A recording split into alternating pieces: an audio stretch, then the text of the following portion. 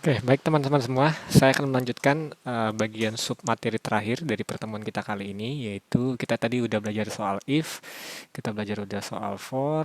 Saya mau mengenalkan satu sintak yang mungkin kita akan pakai dalam beberapa pertemuan ke depan, yaitu apa yang saya sebut sebagai prom, gitu ya.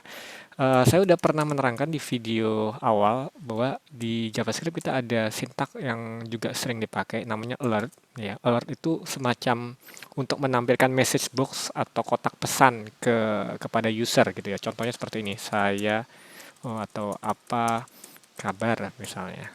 Gini, maka kalau ada perintah alert kemudian ada pesannya dalam string biasanya, maka kalau saya jalankan dia akan tampil seperti ini. Nah, akan muncul tulisan seperti ini, apa kabar? Semacam kayak message box atau kotak pesan seperti ini. Jadi pada dasarnya em, seperti itu alert bekerja. Nah, tapi alert itu hanya bisa untuk menampilkan pesan standar saja, gitu ya. Nah, dengan prompt saya bisa menampilkan pesan seperti ini. Prompt saya F5, maka akan muncul tulisan seperti ini. Jadi, kalau Anda perhatikan, tulisan apa kabarnya juga muncul di sini di atas.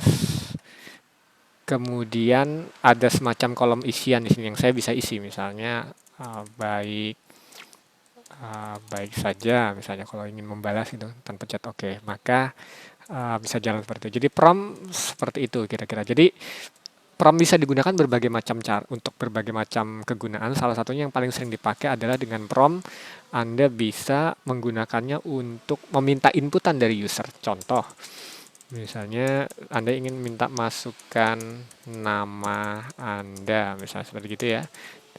Jadi seperti ini, maka nanti akan muncul seperti ini. Nah, masukkan nama Anda misalnya Budi.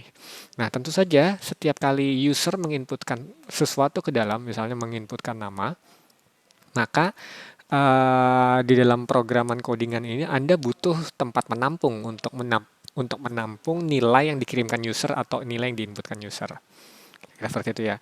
Media apa yang kita bisa menggunakan untuk menampung itu? Tentu saja media tersebut adalah sebuah variabel. Betul sekali. Jadi Anda butuh variabel untuk menampung nilai yang diinputkan dari prompt. Maka saya bisa nulis seperti ini, misalnya nama.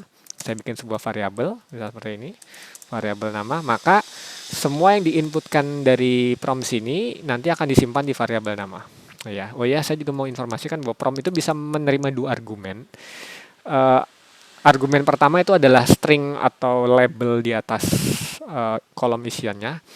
Yang kedua sama juga string juga, saya bisa memasukkan default value atau nilai default untuk kolom isiannya. Jadi misalnya masukkan nama Anda, misalnya nama mahasiswa misalnya. Jadi ada dua, karena nama mahasiswa, maka nanti akan tampilannya seperti ini. Nah, seperti ini. Jadi Anda bisa ada semacam default value untuk ini, tapi tetap bisa diubah. Oke, jadi kalau saya ubah jadi Budi, saya oke, maka yang terjadi adalah inputan user yaitu dalam tanda kata Budi tadi akan masuk ke dalam variabel nama ini. Untuk membuktikan, kita bisa saja membuat semacam console log, kemudian kita nama Anda adalah plus nama misalnya. Jadi, sorry, nama di sini adalah saya akan tampilkan di sini. Maka kalau saya F5, saya tuliskan Budi, oke, maka nanti akan misalnya nama Anda adalah Budi. Kira-kira seperti itu ya, cukup jelas ya. Jadi uh, cukup sederhana. Saya akan coba tunjukkan sebuah kasus untuk prompt ini. Misalnya bikin seperti ini. Saya bikin angka. Misalnya saya bikin seperti ini. Masukkan angka 1. Oke. Supaya matching, saya ganti variabelnya jadi angka 1. Kemudian saya bikin lagi angka kedua. Saya copy saja ini angka 2. Kemudian ini masukkan angka 2 gitu ya. Kemudian saya mencoba menjumlahkan. Jadi saya minta inputan angka 1 dan angka 2. Saya mencoba menjumlahkan variabel hasil sama dengan angka 1 plus angka 2. Seperti itu kira-kira. Ups, ini harusnya plus.